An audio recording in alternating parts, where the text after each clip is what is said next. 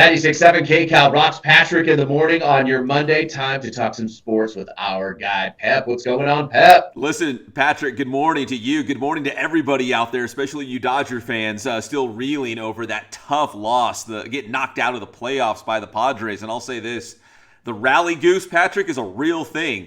Like, it's a real thing, and the Padres have taken it. They've run with it, and the rally goose in San Diego, man, beating the Dodgers in 4 games. And now, this sounds so weird to say, but the National League Championship Series will be the Fightin' Phils against the Friars. One of those teams will be in the World Series. Patrick, it doesn't sound right after the Dodgers, the Mets, and the Braves were easily the 3 best teams in the National League all season long. I mean, it goes to show you, the regular season is very important. You got to win a certain amount of games just to get into the playoffs, but it doesn't guarantee you playoff wins. Even, there's kind of that theory that they got all their good wins out in the regular season. It's just one of those things. Baseball, very, very tough to predict, which I was just telling our traffic girl, Eve, it's kind of one of the big debates is in baseball between analytics and going with your gut, because it's really tough to decide what's going to happen. It is. We talked about this before. Every baseball team has ups and downs. There's lulls throughout the season. The Dodgers really didn't have one.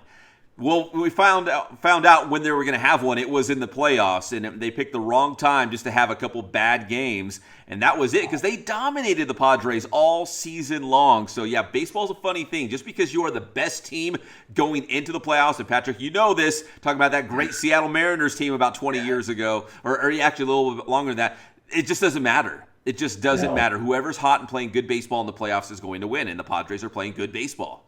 And they have been knocking on the door the last couple years. Yeah. And I think what can happen to the Dodgers is they started playing so well, they started assuming they were going to beat the Padres. And when you start doing that, I think you're in trouble. Yeah, definitely World Series or bust this year for the Dodgers, and it just fell short. And I know, people are going to say, still a successful season, 111 wins, and that's true. But it's also kind of a failure. Both things I think can be true in that the fact that Dodgers did have a great season, but it was also a failure because they just didn't get as far as they were supposed to because they were that good this year. It is a compliment to them. You know what I mean? The reason people are upset is because they know they're a good team. Exactly. And that's why it stings so bad. So the Fightin' Phils, the Padres in the National League Championship Series. In the American League, the Astros getting past Seattle in 3 straight, including that 18-inning marathon on Saturday night. So condolences to you, Patrick, and all the M's fans out there. I cleared out all my 805 beers, and then it went into the Coors Lights, and I was running out of beers at the 18th inning. I was going back and forth with our friend Decono, who is a big Astros fan, and he was like, man, just make it end. It was, plus no runs, right? There's no runs, there's nothing going on. Just 2 full games of baseball is basically nothing. So. And the difference was their rookie. A lot of talk was about our rookie, Julio Rodriguez. He was great, but Pena was the difference. He was the other great rookie this year, and it showed. Yeah, great season for Seattle to just get into the playoffs, battle Cleveland like this, Houston like this. But now Houston moves on, and they will play the winner of Cleveland and the Yankees. So if you're not following that series, that one actually went all 5. So Game 5 is actually today between the Yankees and the Guardians. So the winner of that is will get the Houston Astros in the American League Championship Series. So in the American League, though, Houston and the New York Yankees have the 2 best records. So that's kind of unfolding like we thought it would, right? The best teams advancing if the Yankees can get past Cleveland today in Game 5. They do seem like they're on a collision course, those Yankees and the Astros. Mm-hmm. So big time for baseball right now. Also, we got to talk some NFL over the weekend. And I'll say this, Patrick. Listen, we've got some really great quarterbacks in the NFL. I know Tom Brady and Aaron Rodgers are more towards the end of their careers, obviously, but still an awesome privilege to see those guys playing. We've got great young quarterbacks, Lamar Jackson, Justin Herbert. There's some really good quarterbacks in the NFL right now. But with all that said, there is nothing better than a Patrick Mahomes versus Josh Allen battle right now. Those 2 guys, in my estimate, the 2 best in the NFL, and to see those guys go head-to-head down to the wire, I feel like this is a rivalry that we're going to have for a long, long time right now. Buffalo won yesterday in Kansas City, 24-20. Not a lot of teams can do that in Kansas City. They are two very good teams, and like you said, one of the reasons they're so good is they are two very good quarterbacks. Yeah, I think right now the two best. And again, I just dropped some big names out there about some other great quarterbacks in the NFL right now. But when you hear Patrick Mahomes versus Josh Allen, Buffalo versus Kansas City, I don't think it gets any better than that. I'm a 49ers fan. I'm not even like trying to play a favorite here. I just think when those two teams get together, it's never done. The game is never over until it's over. That game was not done until that final drive. Both teams always feel like they have a chance to still win it. Yeah. So great quarterback play there. Tonight on Monday Night Football, we got, two great quarterbacks, I think still. We got Justin Herbert of the Chargers, the Lightning Bolts in action tonight against Russell Wilson and the sputtering Denver Broncos right now. I thought he was one of the best in the NFL. He still might be, but Denver has just not looked the part after those big expectations going into the season. No, they haven't. And then there's also the rumor that he has some kind of tear in his shoulder, which is affecting his deep ball. He's basically unable to throw it. Yeah, you're right. So Russell Wilson, is he 100%? I don't know. And it just compounds the problem that offensively, they just cannot get in the end zone. They just cannot do it. And again, against the Chargers team that we know can score a lot of points, this might be bad news for Denver tonight on Monday Night Football.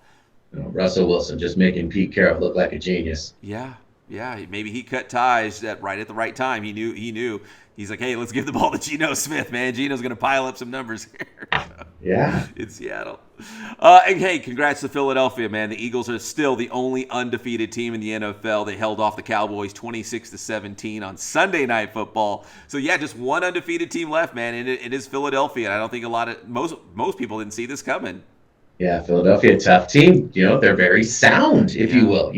They don't make a lot of mistakes. No, they don't. And I think that's what is going to prove to be the difference down the stretch. If you don't beat yourself, you're going to keep yourself in a lot of games, maybe games that you shouldn't be in, and you're going to be in those games as long as you don't shoot yourself in the foot.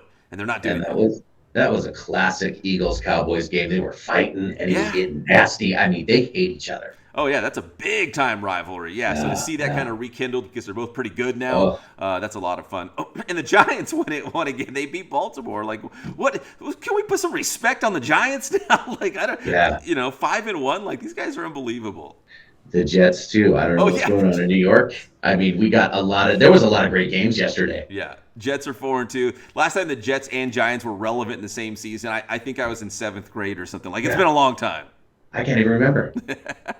Hey, real quick, let's go to college football. And, man, what a weekend for college football. We've had all this great playoff baseball. Of course, NFL is king, but college football over the weekend. Alabama losing to Tennessee. USC losing on the road to Utah, at the end of the game by 1 as the Utes go for 2. What a weekend, Patrick. It was a great game. I did watch that USC-Utah game because we knew that game was going to be tough. I think a lot of people thought USC was going to win that game, but we know Utah. Mm-hmm. And I do like it, though. Even though USC lost, it certainly seems like they left it all out on the field, and I still like that. They took them down to the wire. Listen, Utah was the favorite going into this game. It is never easy to win in Salt Lake City, but USC took them the distance. They had a chance. But Utah going for the 2-point conversion following a touchdown late in the game and got the win 43-42. What's interesting here, just in the previous week, UCLA beat Utah at home. So, Patrick, the big game now in the Pac-12 going forward is UCLA, now number 9 in the AP poll, inside the top 10. The Bruins will go on the road to Autzen Stadium, the University of Oregon. The Ducks are number 10. So number 9 versus number 10 this Saturday, man. I'm like salivating all over this game. Well, if anybody knows how to play in Autzen, it's Chip. That's his place. And you've been telling us all year long, even before the season started, something about UCLA. They've been the best kept secret in the Pac-12 for right now before they go to the Big Ten. And, I mean, they're showing it. They beat Utah, which USC was unable to do. I think UCLA goes to Oregon and beats them, too. I think so, too. And you know what? A couple weeks ago, I didn't think this would happen because they started so slow out of the gate. But now they look like the best team in the Pac-12. They're at least the highest ranked right now after USC lost to Utah. So, yeah, the big game this weekend is UCLA on the road at Oregon in Pac-12 action. And finally, Patrick, listen, it's NBA time, man. We got all this great stuff going on with football and baseball, but don't sleep on the start of the NBA season. It all kicks off Tuesday night as the Lakers go on the road to Golden State, and the Warriors, not by accident, unveiling all their big championship stuff with the Lakers in the house. I just have a bad feel. I mean, I hate to be the Debbie Downer because it's Let's do exciting it. that the NBA season is starting, but I mean, I just have a bad feeling about the Lakers, especially how Russell Westbrook is already acting, totally alienating himself. The Yeah. videos look so awkward and weird. He looks completely separate from the team. Yeah, I don't know how this is going to work out in a good way for the Lakers. I just feel like this is going to go down in flames. Either they're going to have to cut him, get rid of him, bench him, and he's going to be more of a distraction. I don't think this is going to work, but we'll find out. Darvin Ham's a new head coach. Maybe he's got some tricks up his sleeve, but if the preseason is a snapshot of what the team's going to look like, it's not going to be good. It's not going to be pretty. And it feels to me like no direct shot at LeBron here, but it's like he's kind of just hanging on and hanging around to hopefully try to play with his son. That kind of seems what's going on here. It sure feels like it. If he's out there to win a championship, I'm surprised he's still with the Lakers, to be honest. Signing that extension.